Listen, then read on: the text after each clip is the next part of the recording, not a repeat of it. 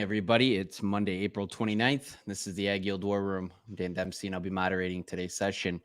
As always, if you've got any questions or comments, please feel free to drop us a line in the chat area, and we'll be sure to get to it during the show. Overnight markets had May corn unchanged at 440. May soybeans were up 4 3/4 at 1164 1/4.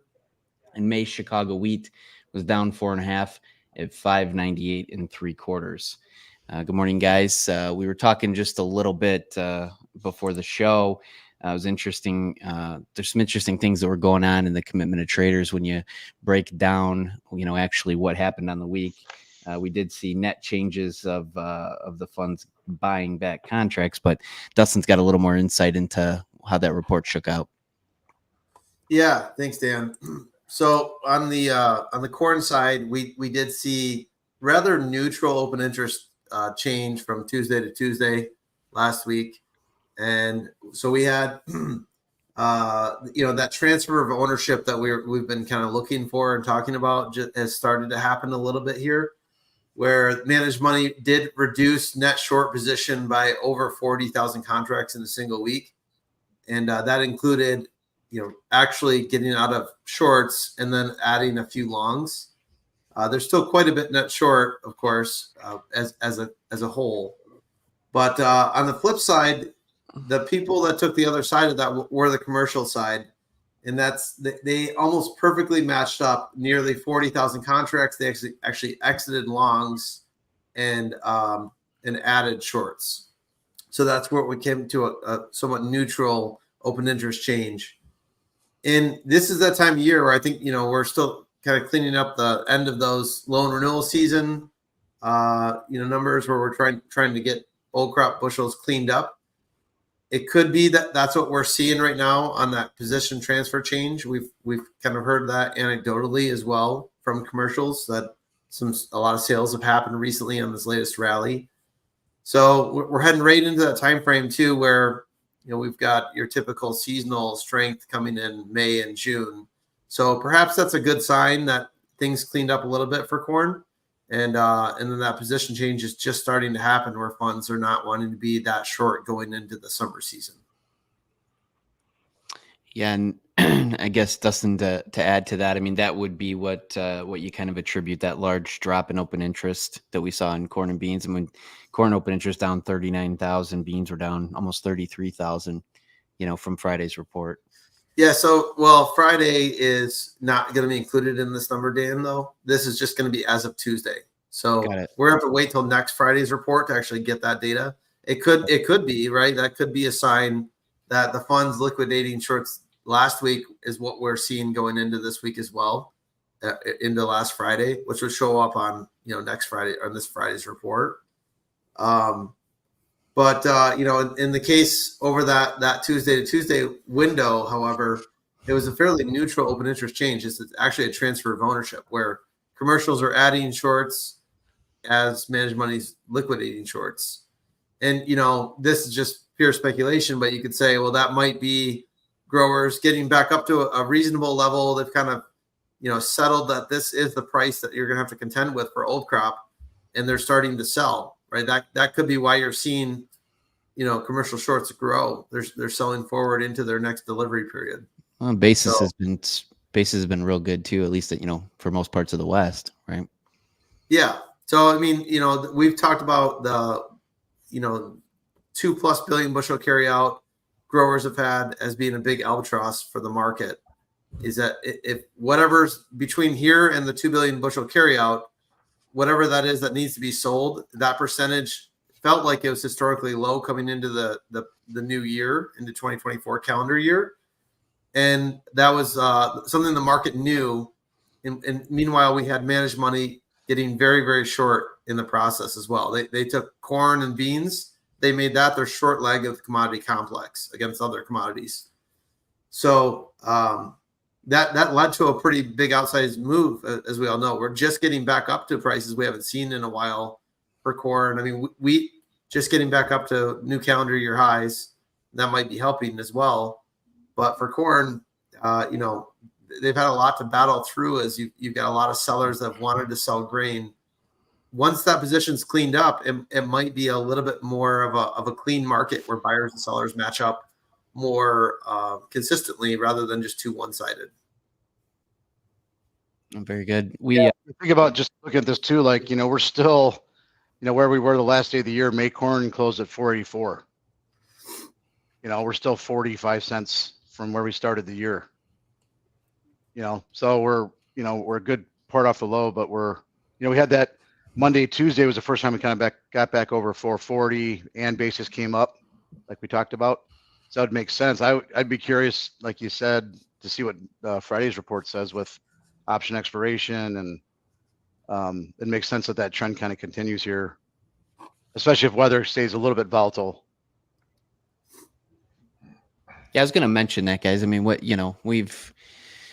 there's rumblings, delayed plantings, and things like that. We're going to get crop progress out here this afternoon. We did get quite a bit of rain through the belt. A lot of areas that needed it as well.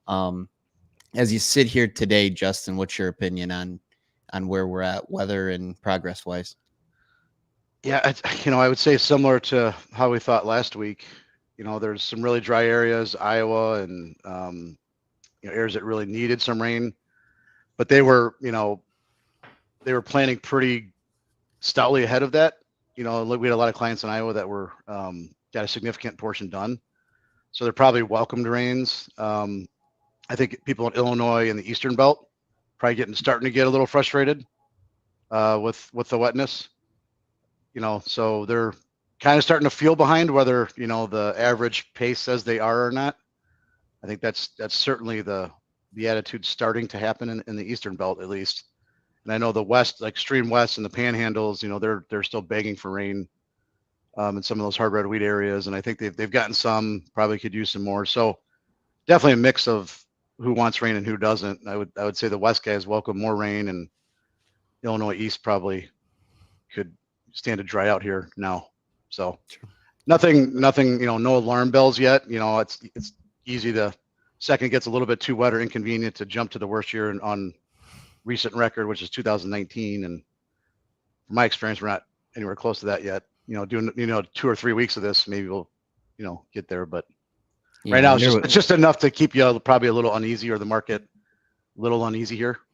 Yeah, when you look at the 10-day, there's windows. I mean, you feel like in 19 it was like there was no hope. It was like we're literally not going to plant. Well, and it's kind of what it has to be nowadays, right? Because if you have a 10-day window, you're done planting. It's over. Yeah. So you have to just literally keep raining. So you'll have areas, I'm sure, that have to replant, or you're always going to have some areas like that just are unfortunate in a pocket that just keeps getting hit. But as a whole, the technology is so good. So that's why the market's going to be stubborn to get too excited, I think. That's a good point. Ben, thoughts as we start the week here from the East? Yeah, last week we saw a really big move up in wheat, and corn was extremely disappointing considering, I think that really they're quietly getting some corn covered. We saw that reflected in the commitment of traders. First notice day is tomorrow. Maybe that lent a little bit of patience to the short to kind of wait for this period to look for better opportunities. We are above our 50-day moving average, but I think that tomorrow, Wednesday, probably gives us a little bit indicator of the proclivity of the market to want to rise into some, maybe a little bit of weather uncertainty.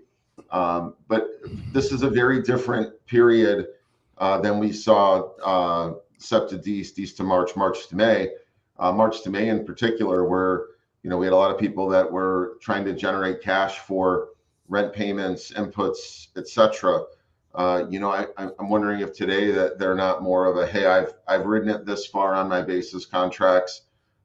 There's enough underlying support with what's going on in wheat, and maybe a little uncertainty with weather and corn going forward. Maybe they don't price and they roll one more time. So I think the next few days give you a little bit better indicator of like general overall feel if the market wants to add a little bit of uncertainty into these markets. So we've been in the same range in corn for going on 6 weeks. High of 48ish and a low of mid 20s, and we need to work our way out of that before you can really have I think a super strong feeling one way or the other.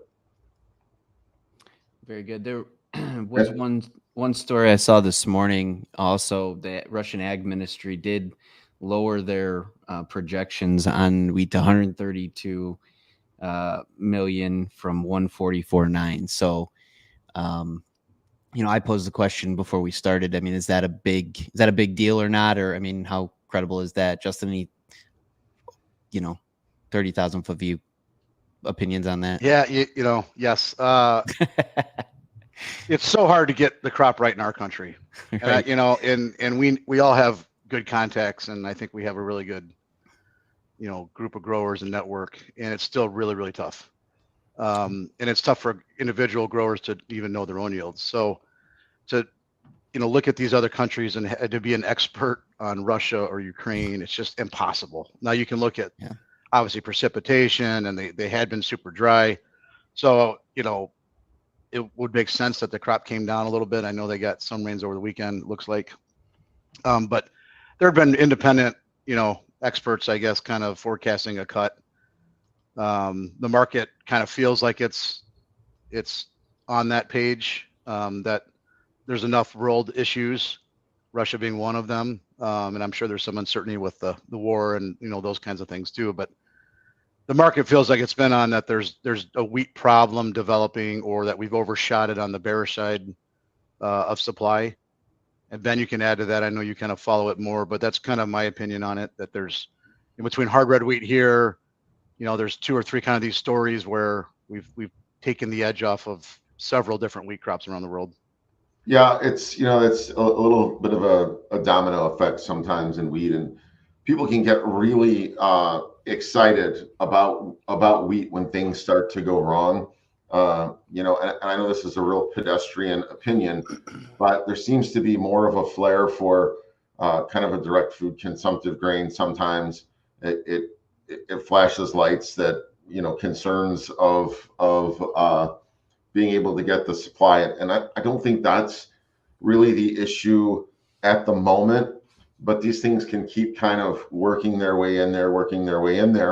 And when you have a managed money participant that holds 40% of the open interest on the short side, it can create some pretty volatile markets in wheat. It's as one old trader said to me, wheat is 29 days of pain and 1 day of getting paid. But noting in 2010, Justin, you mentioned, I think 10 days ago, that we might be getting a little bit early on being kind of a calamitous look in Black Sea Russian wheat. But we did in 10, we had a nice little run up, and then we made new lows for the move into our wheat harvest before eventually taking off as things didn't get better there. And we saw a pretty hefty move in the summer. And that was very supportive to all grains and soybeans. Does it continue to get worse? Wheat is something that tends to be a pretty rugged crop, and there's still time there for it to get some rains and for things to work out. So I really think the forward look on it becomes more and more important. And if you kind of draw out some buyers that have not been overly worried about the price of wheat, right? You're going to get that end user coming and being concerned to say, hey, I got to get my hands on this. The wheat is probably more inelastic, I think, than a lot of the other things that we grow when people get nervous. And we've had an environment now, for going on 2 years where sitting on your hands was the smart thing to do. So we need to see the managed money continue to want to exit, but more importantly, we need end users to step up and say, hey, you know what, wheat's pretty cheap. We need to get some coverage because we're not sure if we're going to be able to get it on down the line. And I think that's something that takes a little bit of time to materialize, especially as you're looking at pretty ample supplies of Kansas City wheat. We're going to have a really good soft red wheat crop. All things finish well here in the next 5 weeks. It's certainly ahead of schedule. I expect an early wheat harvest if weather moderates just a trickle. So these things take a little bit of time, and you need the dominoes to keep continuing to fall in order to see a runaway. They did, in my estimation, I know the COT only goes through Tuesday, but we did see aggressive buying the last 3 days of the week as well. And I think that at this point they've covered at least half of their soft red wheat short. So it takes time. It takes more than just it's dry right now. Very good. I appreciate the insights there, guys. Just came into the open here. We got May corn down a half, 439.5. May soybeans are up 6 3/4 at 1166 1/4. And May Chicago wheat's down 5 3/4 at 597.5.